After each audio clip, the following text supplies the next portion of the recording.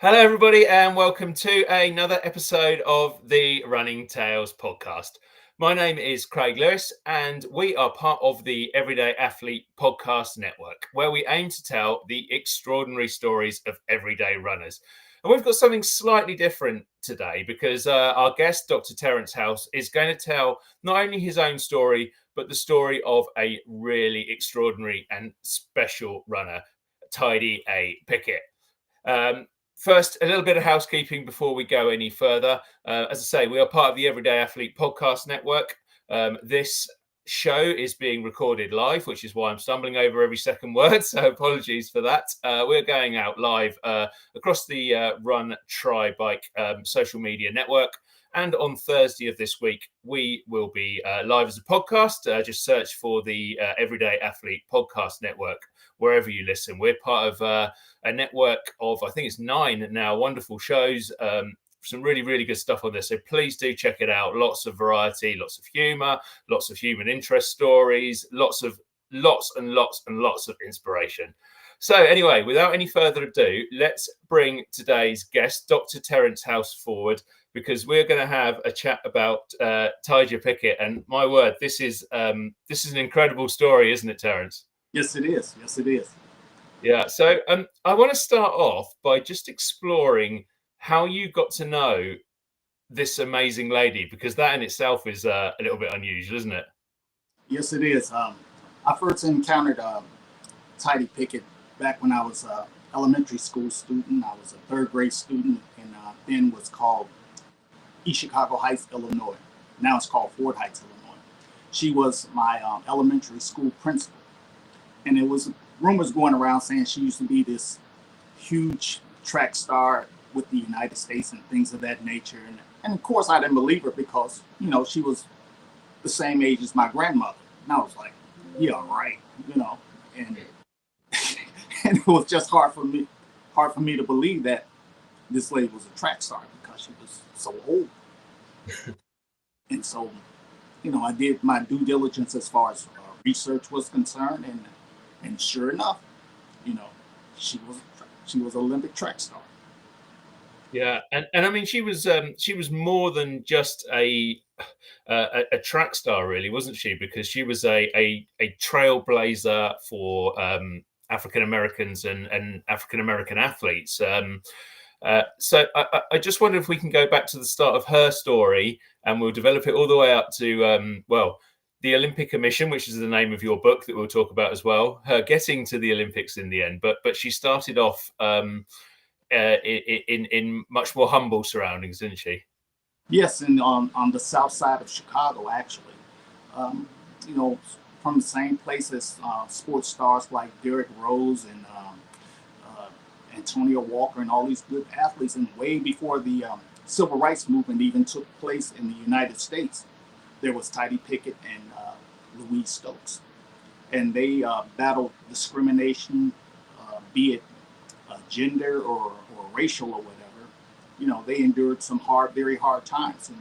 And I just thought that doing a book or a documentary on her will keep her name remembered and celebrated along other phenomenal athletes of our time. Yeah. So what would life have been like? Perhaps we've got an international audience. Obviously, a lot of us are people are listening over here in the UK. Tidy Pickett isn't as well known as she should be in America. She's well known, but not as well known as I think she deserves. What would life have been like for her growing up, and in terms of the racial situation in the US as well? Just so people have the background on that. Well, even when she was growing up, and all the barriers that were placed in front of her, be it the 1932 Olympics or whatever, and there's a few teammates didn't want her and Louise on the team, and while they were sleeping, poured a gallon of water on them while they were sleeping or whatever, and nothing was done to the teammates that did such a horrible act or whatever. But she endured, and she showed resilience and courage and stuff like that with the horrible treatment. And growing up, when I met her, that was my first encounter with self-improvement and taking pride in my appearance and higher education. Yeah, because she'd have grown up in a country which at the time she was growing up was still segregated in many ways, and obviously that treatment she got later that you just explained about was dreadful, but unfortunately it probably wouldn't have been unusual almost. Yes, like in 1914, the landscape was much different. You know, the uh, the discrimination and the treatment of black people during back then, was much more harsher and much more wicked than it is now. But again, like I said, she endured those things, and she showed great courage and resilience in the face of all that, of the mistreatment and injustice. And uh, she had plenty of talent, I think. I mean, I've read your biography of her. Perhaps introduce that as well in the answer as well, so people know. I maybe should have done that in the in the intro, but yeah, give that a shout in a second. But you explain in that how like everybody knew, even from a young age, that this lady was going to be a talented athlete. Yes, from her from all of her track meets when she was a young girl. You know, they noticed her agility and her speed and her tenacity, and that's how they noticed and discovered her in Chicago when she was a young girl. You know, just off, competing against local people and stuff like that, and they had noticed it was something special about her, and that's how she became the woman that she became in the world of sports. Yeah, and she obviously moved forward and got that recognition that propelled her, I believe, into contention for the US team. And if I'm right, I think the story was that she and Louise Stokes, who's the other lady you mentioned, they ran the fastest times for the Olympics in, was it 1928? It was 1932. For 32, yeah, the 32, yeah, sorry, 36 they ended up going to, 32 they effectively qualified for. Right. Um, but despite that, there were two slower white athletes, white ladies who were selected. I mean, can you sort of explain to people how that happened and perhaps what the impact on Tidy Pickett must have been? Well, there was the 4x100 relay, or was it 1x400? But anyway, they were in a relay team, and they both had qualified, and they were, slated to run the relay. And at the last moment, they were replaced by two white women that didn't even qualify. And of course, they went on to win the Olympic gold, and their dreams were dashed to obtain the Olympic gold. And I think I ain't gonna say I think, but I know from research that they never was able to recapture that opportunity again. Yeah, and I mean, I don't know whether from your conversations as a young schoolboy with your teacher as she would have been then, or from your research, you ever managed to sort of find out how that made her feel, because she'd done this great thing, she'd overcome obstacles, and then it was all thrown back into her face, and she missed out on an opportunity to do something that very few people have a chance to do. Mhm. The wonderful thing about Miss Pickett is that she never talked about that in a negative way. She never, cried, woe is me, or anything like that. Matter of fact, she never even made mention of how she was mistreated or whatever. But she was, very adamant on self improvement and self pride and appearance and all those things. And I just think that was one of the more remarkable things about it. She didn't uh, carry any grudges or anything like that, despite of what happened to her. Yeah, and despite that Olympic omission, she made it, didn't she? She made it to those Olympic Games. 4 years later, she carried on training hard and hit her goal. Yes, yes. And you know, unfortunately, when she was given the opportunity, she broke her foot while competing in the 1936 games. Hmm. And and she just never competed again as far as that's concerned.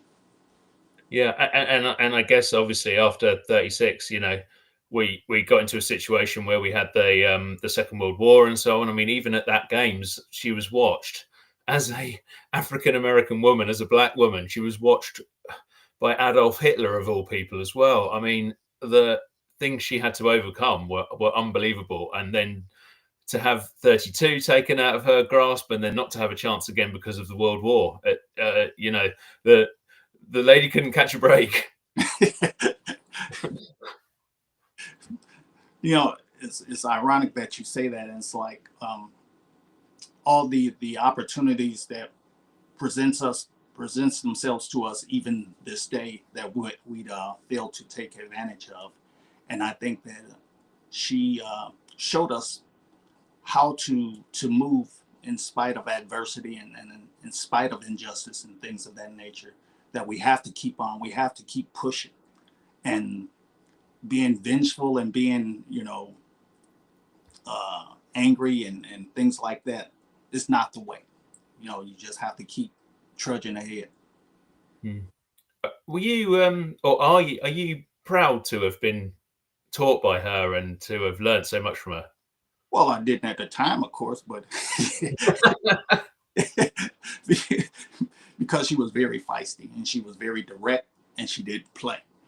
Uh, like I said, I alluded to in my book, I was telling her how she used to line me and my friends up, and if our shirt was untucked, she'd make us tuck our shirt in, and she would take this comb and comb our hair and smell on our armpits to make sure we wasn't smelly and all. I was like, oh, I can't stand this lady, and you say see her coming, but turns out those are things that I kept in the back of my mind and stuff like that. And growing up in such a impoverished area, you know, she planted the seeds for me to even move forward in life. Yeah, because I mean, your part of your story is obviously that you went on and served in the military and served in Iraq, and it kind of strikes me that some of those qualities of smartness and cleanliness and being respectful of others and your inverted commas superiors are exactly qualities that you would have really needed when you were in the forces. Yes, absolutely. Yeah, and just thinking a little bit wider, I suppose, if I can, Terrance, about how important Tidy was for um, African American athletes as a whole, because these days we look at the Olympics and Black and African American athletes are winning an awful lot of gold medals, aren't they? And there are some utterly amazing athletes, and she paved the way for all of them. Absolutely. If it wasn't for, well, I believe if it wasn't for Tidy Pickett, it wouldn't be, Flojo or Shakari Richardson or Jackie Joyner Kersey and all these great female athletes of our time, of the 21st century, 20th and 21st century. And, but she was more than that. Like I said, she was an educator and she was a mentor and she was like uh, a mother to us or whatever. And she directed a lot of us. Some of us took her advice, some of us didn't. Those who took her advice, you know, they did well for themselves. Mm. Do you think she gets the as an athlete and as a trailblazer? Do you think she gets the recognition in America and across the world that she deserves? No, no, not even close. I Mm. mean, you read the stories and uh, Jesse Owens stories. They're you know Olympic stories are well documented and stuff like that. But when you mention Tidy Pickett and Louise Stoke, they're like, many people always tell me, I never heard of her before, and this, that, and the other. But, you know, I believe that she deserves to be remembered and celebrated for all her accomplishments, not only on the track and field area, but like I said, in areas of education and race and all those good things.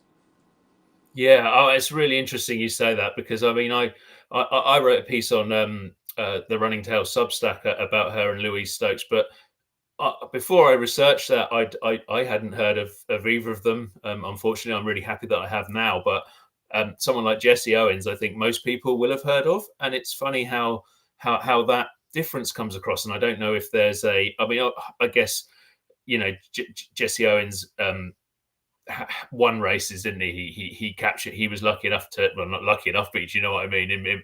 Compared to Tidy Pickett, he got the breaks that allowed him to make the most of his huge talent. But yeah, it's funny how he's remembered so much more, and I wonder if there's an element of black women being even further down the chain of things, particularly at that time. Yes, what was it, 1914? Was that during the women's suffrage and all that good stuff in America or whatever? So, like I said, it was like a double-edged sword. Mm. Not only fighting against racial, injustice, but it was gender injustice as well. And so, for her to be a black woman fighting against all these type of things that were stacked up against her, she withstood all those psychological blows, and she moved forward. Yeah, and she did get some recognition for the educational work, didn't she? I think the school you went to actually ended up being named after her. Is that correct? Yes, yes. It went from Woodlawn. It was called Woodlawn Elementary School, and they was changed it to. They named it after her. And one of the things that I always found striking was part of her uh, exclusion from history. When I met her, her name was in her married name, which Mm. was, and history remembered her as Tidy A. Pickett, and they didn't remember a Tidy A. Phillips. And that's why I think that's part of the reason why she was excluded in history or whatever, because when you do research, history don't remember a Tidy A. Phillips. Yeah, yeah. And do the pupils? I don't know if you'll know this or not, but do the pupils at the school now? Do they know her story? Is that drilled into them now? I doubt it, because the way I don't even think the school is still open or whatever. Right. But uh, we have a Facebook page for those of us who grew up in East Chicago Heights or Ford Heights or whatever you call it today. That it's not a lot of discussion about her, but we talk about the different characters or teachers that taught us in that school system in school district 169. And we talk about the funny things that happen to us and with us, and about the teachers that there. And sometimes they bring up Tidy A. Pickett and how feisty she was. And she was feisty. She was the queen of feistiness. So what was she doing? What was she putting you through as a young schoolboy? Actually, when I first met her, I thought she didn't even like me or whatever, because she came across as so mean. She was just like, you know, if I want to be, look horrible, then let me look horrible. But she wasn't having none of that. And it was, that was the nurturing nature of her. She wanted us to look our best and be our best, and perform at a very high level. And I think that was a conversion or a transformation from her training to be a track Olympic star. Be at your best at all times. Yeah. Did she ever teach you any running or any physical education or anything like that, or did she just not get involved in that side of things at school?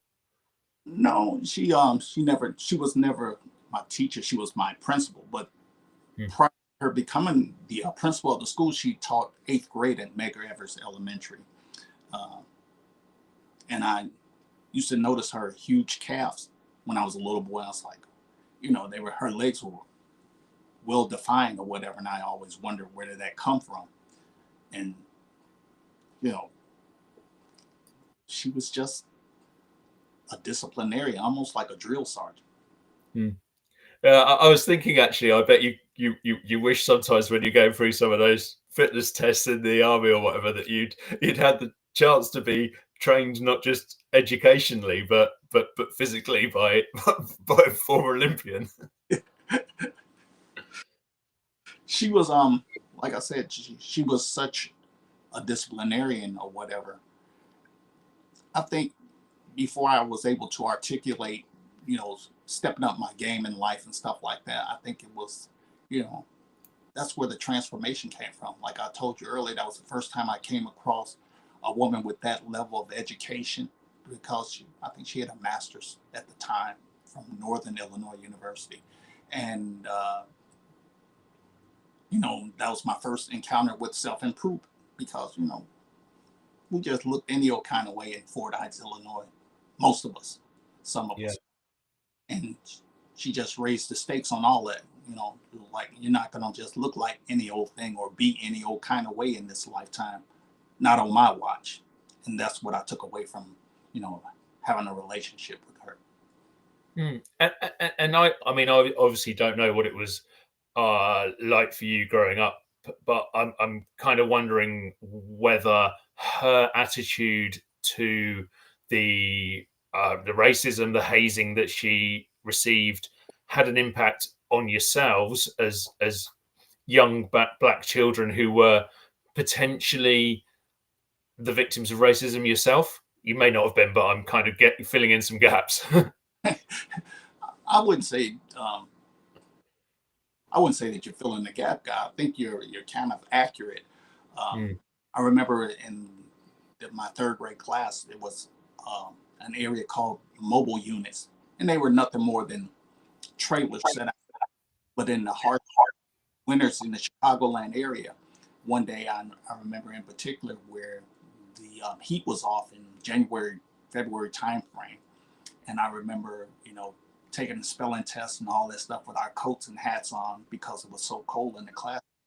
But, you know, through her tutelage and through her teaching and through her leadership, we were able to get through those type of things. And so now when hard times arise in life now, I go back to those times and stuff. I say, if I was an 8-year-old boy and I got through that, as a man, I can get through anything. mm.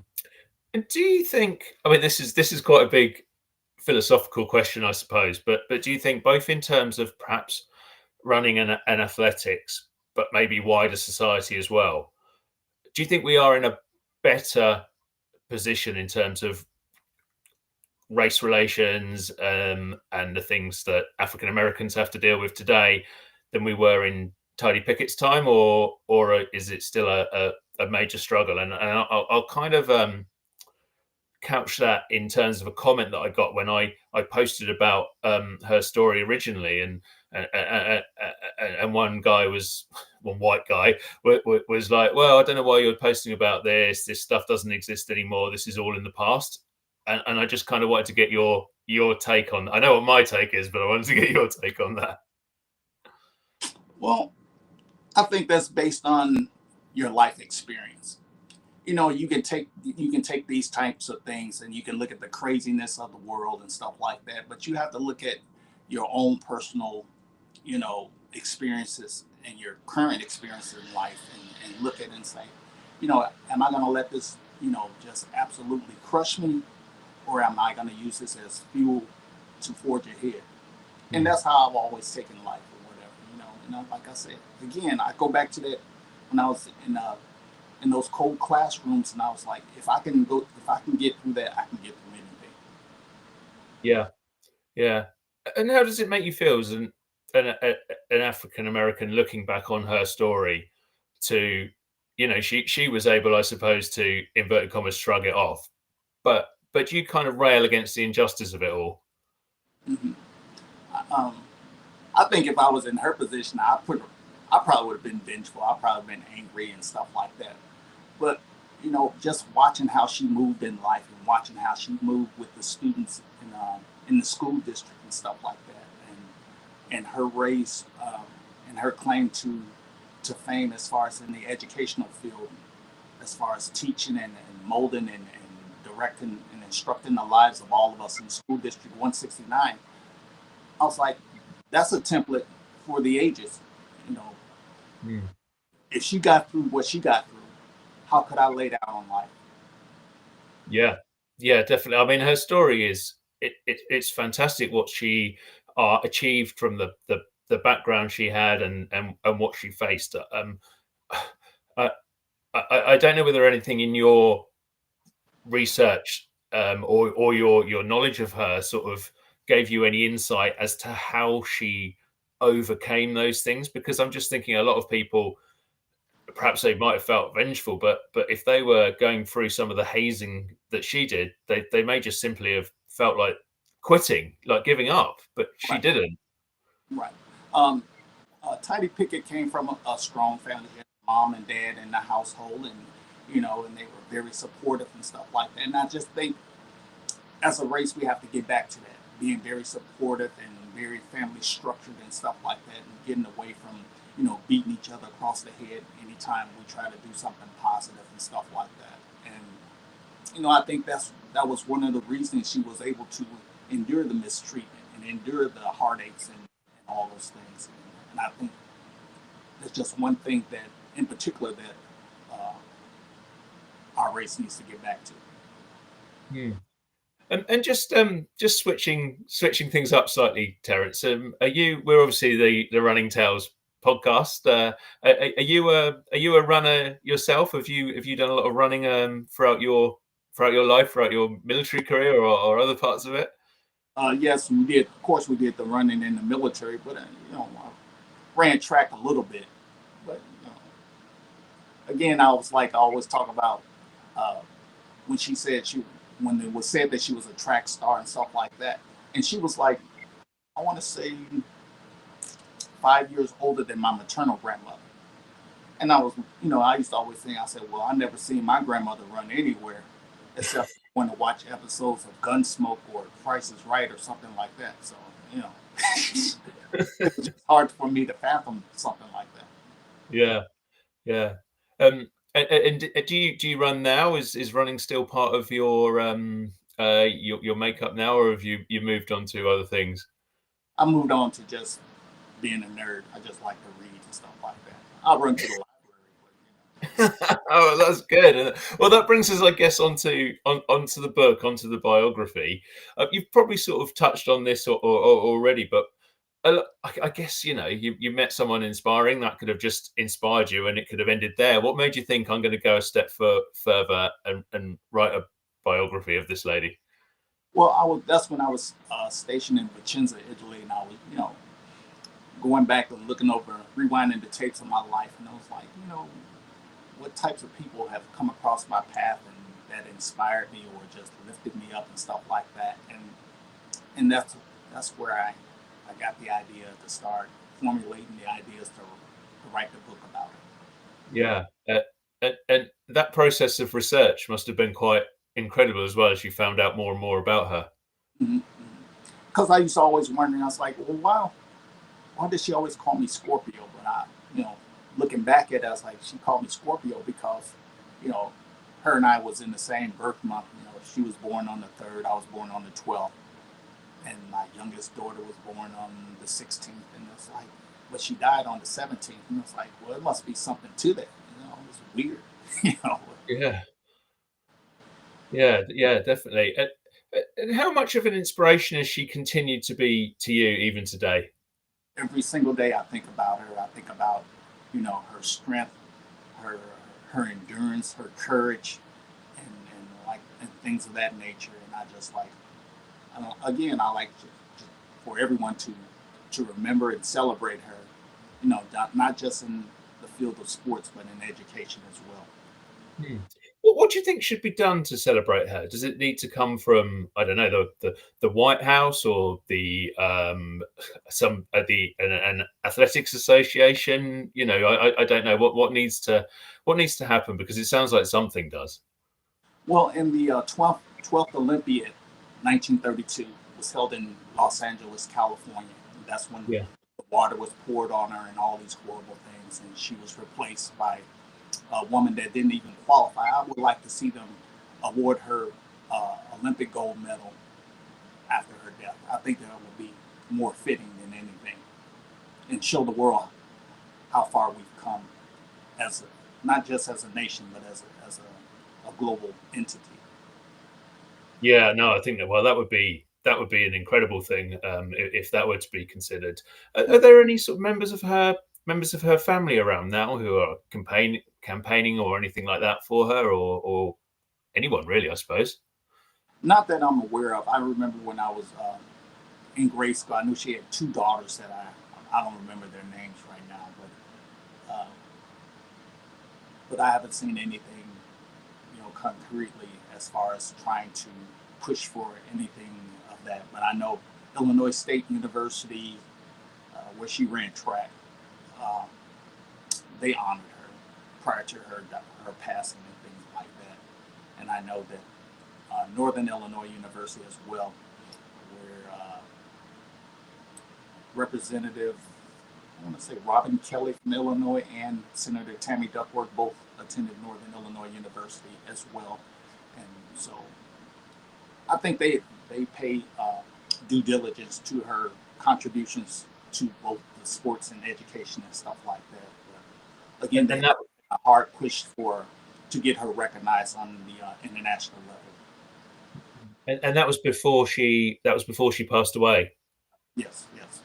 It's really nice that she got some recognition, the recognition that she deserved while she was still alive and could enjoy that, because I guess that would have felt to her, like a bit of another breakthrough, really, that she got, that things had maybe changed. She'd gone from that time of being hazed by teammates to being heralded by other people within the community.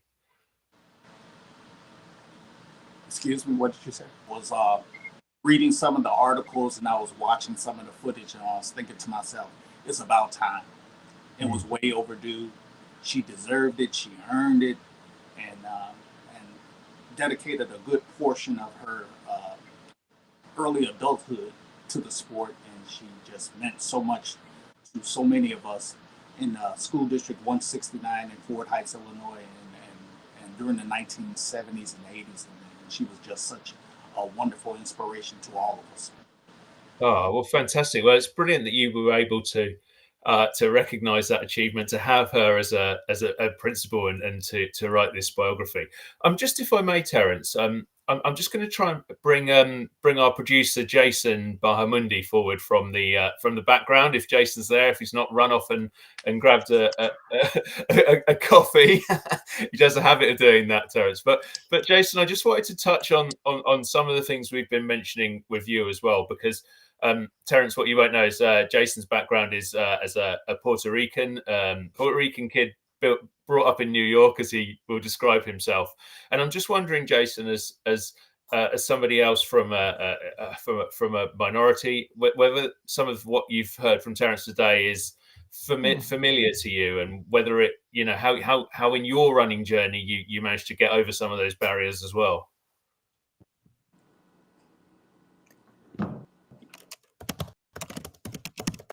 Can you hear me? Oh, he's lost his audio. I don't know if you can hear me now, or whether you want me to repeat that question. Have you all lost me? Oh, no. Was that question, or was it addressed to me?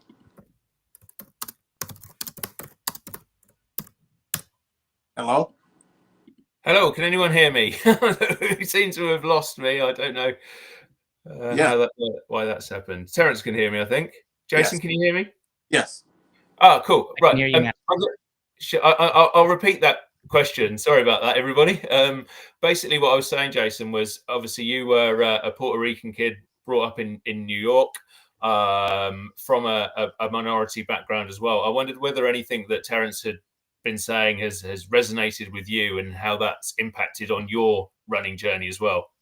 Yeah, so it's interesting because I present as a white male, and I have been privileged because of how I look, because of that. And obviously Terrance cannot hide the fact that he's African American based on his skin. And so what resonated with me throughout this conversation has been the access that I have had, the ability that I've been granted by others because of how I look.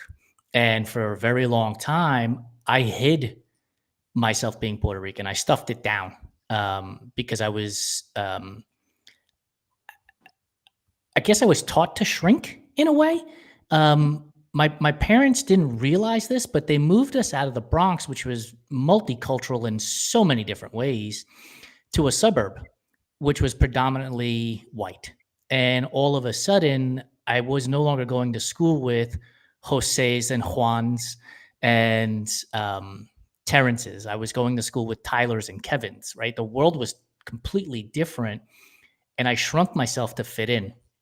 And when I started my running journey, I even had family members say to me, "We don't do that stuff." And I was like, "Who's this we? I'm doing it. Like, I'm out here running." And, years later, I started a business in this space. And I started this business with the idea of proving that there's a spot at the starting line for everybody and everybody. And that has not changed. That's been my vision and mission since day one. And so these conversations with Dr. House, talking about Tidy, our relationship partnership with Angela Hollowell and Melanin MVP, they mean the world to me, because I think if we can see other people who look like us participating in swim, bike, and run events, then we'll think, hey, I can participate in swim, bike, and run events. And so in today's world today, I'm talking about being Puerto Rican, and I'm showcasing being Puerto Rican, and I'm, talking about the culture and the heritage and the music and the dancing and the food, because there is a Jason in the Bronx who may not think that he can participate, or maybe my sister's name is Julia, so we pronounce it Julia in Spanish. So maybe there's a Julia in the Bronx who doesn't think that she can do it, and all of a sudden, here's an example of somebody who is doing it. Yeah, and perhaps a question to you, to you both, I suppose, is that I'm thinking off the back of that, kind of where are we now? I mean, we see a lot of, like I mentioned, we see a lot of African American women and men in the, particularly in the sprint events. But I know, obviously, Jason, you've done triathlon. You're an ultra runner. I'm not sure we see many Black people and people of color in that sphere. And I just wondered what you both kind of made of that. And is that the next Rubicon to cross, if that's the right word? I'll let Dr. House answer that first, and then I'll give you my take. Okay. Well, first of all, I think that most of African Americans were sprinters first and above all, but getting to the point where I see, people of color starting to get into the distance running and things of that nature. And I think that's just, a steep, learning curve or physical curve or whatever it is that, we'll eventually get around to it or whatever. But that's not one of our things as far as track and field is concerned. Now I'm starting to see even Black pole vaulters and things of that nature and all this stuff. So like I said, it's a thing of evolving in the sport, so to speak. Yeah. So I interviewed a gentleman by the name of Shannon Booker yesterday. He's going to have a story in our upcoming digital magazine. And Shannon's history is that he started as a sprinter and found out, by the way, Shannon is African-American male. And he went to the doctor, and the doctor said, "You can't just keep running like this. Like, you need to do it properly." And since then, he told me he has gone on to run in the marathon world majors, London, Tokyo, Berlin, and those other events. But it's still, he's one person. He's N equals one. And he said that there's not a lot of representation. And so he has taken it upon himself to be a mentor and a leader for others. He's in Atlanta and he runs a run club. He's part of a run club to get more African-American men into the sport of running. Jay Tinsley, I believe that's his last name. Jay, I apologize if it's not, who's out in Phoenix. He's the chapter president for Black Men Run. When I was at TRE, there was a Black Men Run panel that was talking about getting more and more African-American males into longer distance running. And I hope that those voices continue to be loud and continue to shake up our industry and disrupt it. Like, it's funny, and I don't mean to go off on a tangent here, but one of the things we keep thinking about, or hearing about, I should say, is in the tech world, right? Move fast and break things.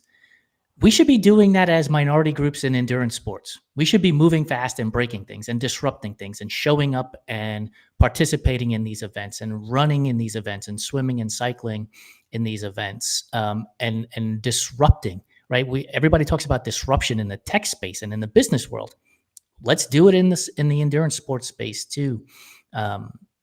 Angela Hollowell, we just produced her Melanin MVP podcast episode with Yvonne Spencer, who is also retired military, Dr. House, and she has a triathlon club called Fast Chicks, CHIX.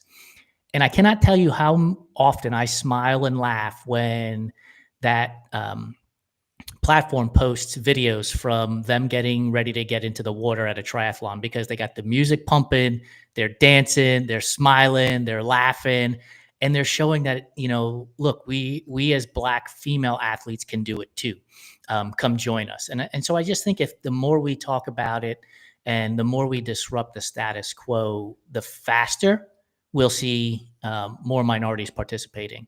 That being said, we still have to have patience with it too, right? Like we can't go from one participant to a million participants overnight, right? It's got to be 1 to 2 to 3. But I hope this conversation and others that we have had on our platform rattle the cages and get people out to come and participate in our sports. Agreed. Yeah, thanks, Jason. I'm actually I'm a white guy from Britain, so I'm going to step out of this slightly if I can, and Terrance, maybe just let you respond to what Jason said there, particularly about the idea of being disruptive, and because in some ways that's what you've done with the book, I guess, and with what you do generally. Well, I think when we look at most African Americans in the United States, that look at their history, their ancestry, and their heritage, and sometimes it brings great shame and things of that nature. But if you look at it symbolically, and you look at how much money or how much revenue was generated from agriculture and things of that nature, and I think that should carry on to our lives even today. If you keep sowing seeds of greatness and planting the right things at the right time, you have no other choice but to reap a good harvest. I'm fascinated by what you just said there, actually. If I've understood it, you're talking about people, African Americans, feeling shame about their past. It strikes me that it shouldn't be African Americans feeling the shame about the past. It should be people who look like me.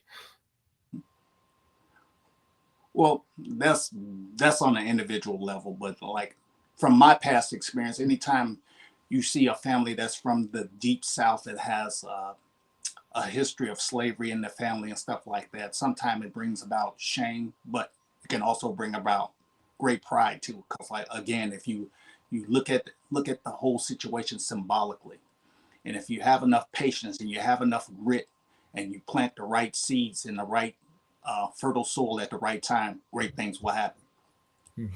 And that is the very essence of Tidy Pickett's story, isn't it? Right, that's right. Yeah. Do you think, Jason, perhaps coming back to you, do you think that this story can really inspire other people from your background, other African Americans, other people of color to go out there and achieve their goals in running, and perhaps more generally? Yeah, but I think, and I believe Dr. House would attest to this too with his background in marketing, we have to keep talking about it. We have to keep marketing it. We have to keep putting it out there for people to consume. We can't just be like, well, we talked about it once, turn the page and move on to the next thing. We have to continuously put out stories for us in the endurance sports space, of athletes doing these things and accomplishing finish lines, right? I think one of the things that we have lost sight of is this concept of championships.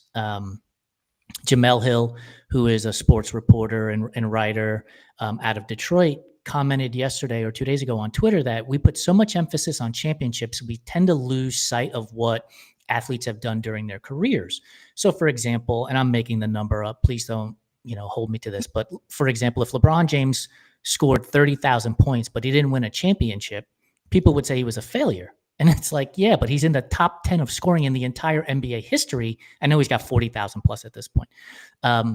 Why aren't we celebrating that? And we're only celebrating championships. And so I think we have to change the conversation a bit when it comes to endurance sports, because the reality is there aren't going to be many people that win an endurance sports event, right? But we have to showcase that the athletes are reaching their finish line. And as Shannon Booker told me yesterday, and I wrote down the quote, he said, no matter what place you come in, you still won. And if we can constantly keep mentioning that, then I think that we'll get people to realize the competition in an endurance sports event is against myself. Sure, I can, beat somebody else, but if I can be better today than I was yesterday, I'm getting ahead, and that translates into life. But we have to keep talking about it. Again, we can't just turn the page. It can't say, thanks, Dr. House, for this interview and conversation. Goodbye. And then never talk to him again. Like, that doesn't work. Yeah, well, one thing that I've really taken from this, and I'd just love to see if we can push forward in any way, is kind of the idea of getting Tidy Pickett the recognition she deserves through that 1932 gold medal, because what a thing that would be to achieve for her. And it was taken away from her through everything that's wrong in the world, if you like, and she really deserved that. Sadly, she wouldn't be here to see it, but what a thing that would be to have happen now, I suppose. Yes, like I said, it would be full circle, but I know that the mayor of Los Angeles is dealing with the fires and all that horrible things that's going on in the area right now. But to have the gold medal, presented to her family and her descendants and things like that, that would be absolutely wonderful. Wonderful. Yeah, definitely. Well, Jason, thank you so much for joining us. I'm going to let you disappear back into the ether in the background, and no doubt you'll be back presenting one of our other shows on the Everyday Athlete Podcast Network very soon. Before I take myself off, I want to also reiterate this concept. So February is Black History Month, but that doesn't mean come March 1st we stop talking about Black history. We need to continue to talk about this stuff, even though the calendar changes, because that's how the change is going to take place. If we wait until February 1st of 2026 to start the conversation again, we have failed. We need to continue the conversation. So thanks for having me on as a surprise guest and allowing me to voice my opinions. I'll see you guys soon. Lovely.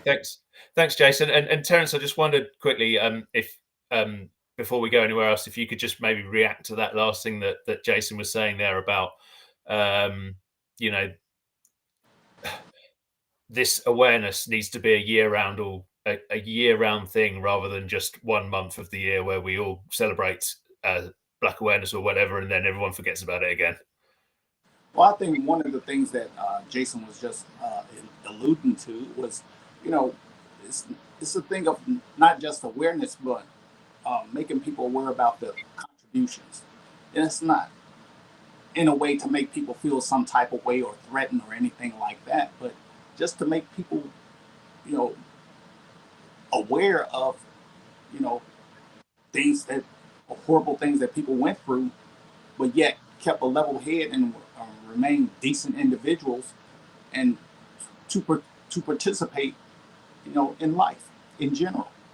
Don't just be a bystander and sit on the sidelines and stuff. Actively participate in life and do something great and make a great contribution to not just your family and community and your race, but to mankind and womankind in general. Yeah, well, that's what a wonderful sentiment that is. I just before we finish, I obviously like to give you a chance to tell everyone about the book, what it's called, where they can find it, and all that good stuff. Well, the name of the book is The Olympic Omission, and like we were talking about, when she had her chance to go for Olympic gold, she was omitted and she was, replaced. But it's the story of Tidy A. Pickett, and it's on Amazon for those who are interested. And I'm also available for public speaking and signings and things of that nature if you're interested or whatever, so that we can keep this conversation going. Yeah, definitely. Where can people find you, Terrance? We'll make sure we add it to the show notes and everything as well, so they can reach out and have a chat with you about all that. Okay, that would be great. I appreciate that. Yeah. So where can they find you? Is there a best email or a best place to look? We can put it out now, and then we'll put it on the show notes as well. Well, you can find me at thousemba@gmail.com.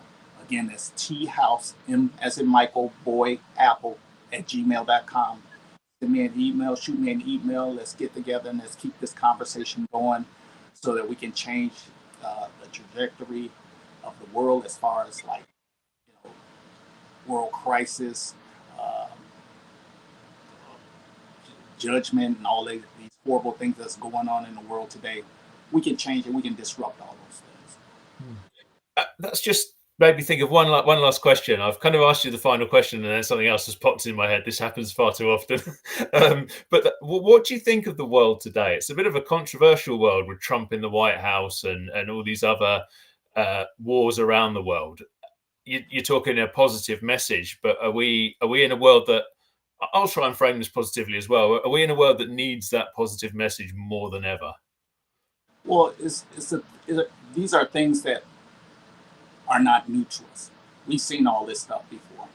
We still have the genes and the seeds of resilience and courage and progress. So these aren't things we haven't seen before. So we'll get, just like we've got through slavery and Jim Crow South, we can get through this as well.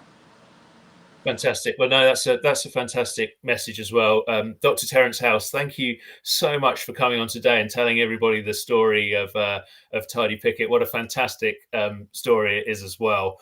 And thank you everybody for listening to another Running Tales podcast. Just finished with a little bit of housekeeping as well. We are part of the Everyday Athlete podcast network. We have 9 different shows. One of the latest that you should listen if you really like this conversation is check out Melanin MVP with Angela Hollowell. That's a fantastic podcast as well, and she will be my guest next week on the Running Tales podcast too. We've got all sorts of stuff with Jason. If you were pleased to hear Jason today as well, then you can catch him on a host of other shows too. And I'll be back in 2 weeks as well. So please give us a positive rating, a positive review wherever you listen. If you are a big company out there and fancy sponsoring the show, we're looking for a mainline sponsor. So get in touch about that as well. We'd love to hear from you and be able to keep going, pushing these campaigns, pushing these amazing stories forward. And yeah, thank you so much once again for joining us all to listen to this incredible story and to listen to the Running Tales podcast. Thanks very much. Bye.